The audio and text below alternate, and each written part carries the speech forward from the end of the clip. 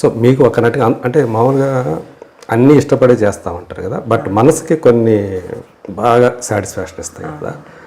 అలాంటి ఇచ్చినప్పుడు మీకు ఏ డైరెక్టర్లు మీకు అలాంటి మంచి పాత్రలు ఇచ్చారని మీరు అనుకుంటారు? నాకు మంచి చిత్రాలుగా మంచి క్యారెక్టర్గా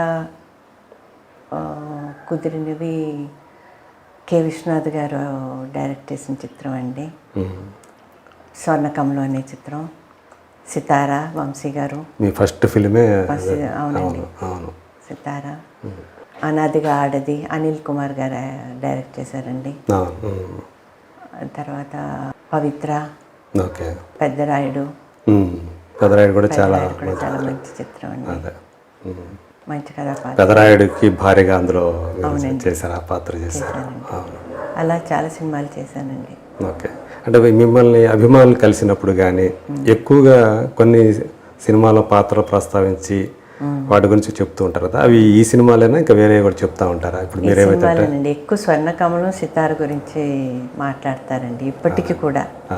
ఎక్కడికైనా వెళ్తే ఫోటో తీసుకోవాలని తీసుకుని ఆ చిత్రం, స్వర్ణకమలం చిత్రం, సితార చిత్రం మాకు చాలా ఇష్టం అండి. మీరు యాక్ట్ చేసిన చిత్రాల్లో అది ది బెస్ట్ అని అంటారు. ఓకే.